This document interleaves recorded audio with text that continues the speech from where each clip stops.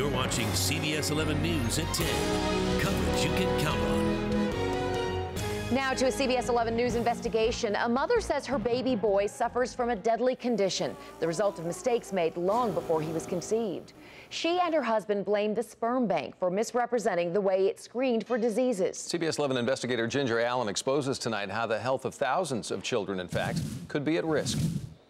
Sit up for a minute. This we're gonna do shakers. Is the only life Jackson Kretschmar has ever known.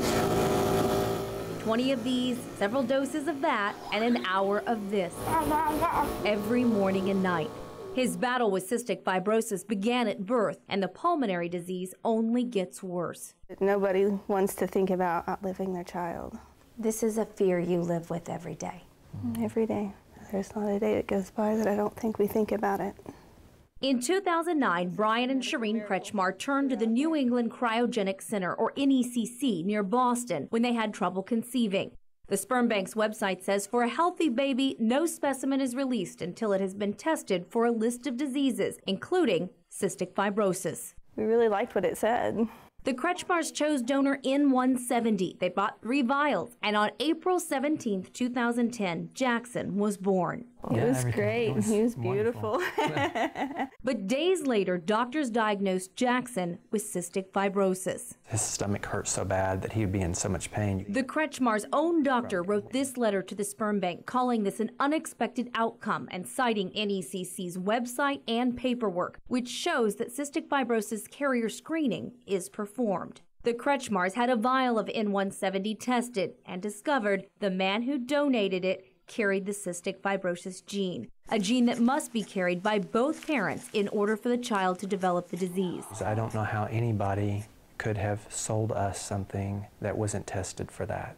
NECC has since changed its website, stating not all donors are screened for cystic fibrosis. The Kretschmars hired Dallas attorney Dean Gresham and learned the vials they bought from NECC were really from another sperm bank. The N170 donation was made by a man from Wyoming back in 1993. NECC purchased all 10,000 vials of Rocky Mountain's inventory from Rocky Mountain and brought it to Boston and put it in their inventory, making it at the time the largest pool of sperm inventory in the United States.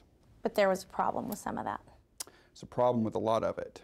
CBS 11 has also learned that some regulators were aware of the problems with N170 and other donors long before little Jackson was conceived. All done. In 2008, the New York State Department of Health cited a number of deficiencies at NECC, particularly with the sperm purchased from Wyoming.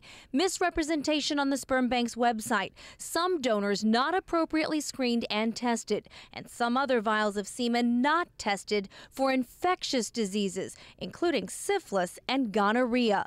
The Wyoming samples were marked "Do not ship to New York," but 1 year later, the vials were sent to sperm banks in other states and to parents like the Kretschmars. Why was it okay for my baby to have this disease, but it's not okay for a baby in another state to get it? As of today, that ban on shipments into New York is still in place. And we've learned New York never reported its findings to the FDA. CBS 11 has also found that in the last 5 years, the FDA has only inspected that sperm bank once. Nobody is watching over the industry. Wendy Kramer runs the Donor Sibling Registry, which connects families with genetic ties. We know of a lot of other cases where sperm banks are selling sperm that hasn't properly been tested. Kramer says the Kretschmars are not alone because sperm banks have been allowed to self-regulate for far too long. This is a highly unregulated industry, and it's motivated by profit. I don't ever want another mother to sit in my shoes and go through what I've been through if it can be prevented, and this should have been prevented. Now, the FDA mandates infectious disease testing, and most banks say they do the genetic testing. That's an industry standard, but it is voluntary.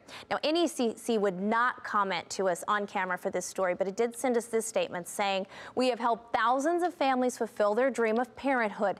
The sperm that was purchased from Rocky Mountain Cryobank," and that is the Wyoming bank we talk about in the story, "is no longer sold by NECC and is now being used for research purposes." And then because of pending litigation, the company just did not comment any further to us. Now, 1 second, because you just said the FDA mandates infectious disease testing. How often does the FDA go stick their nose into these businesses and find out what's going on and perform an inspection? It's a good question, and it's one we repeatedly ask the FDA. And I can tell you what we learned, Doug and Karen, is there's no set law requiring just how often these inspections are performed.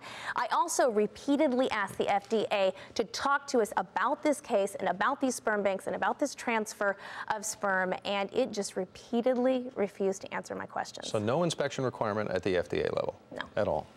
That's well, hopefully a story not like this. on how often they do it. Right. They are required to do it, but there's no law set. Sorry, Right. Karen. Well, hopefully this will incite some change. I hope so. All right, Right. Ginger. Thank you very much.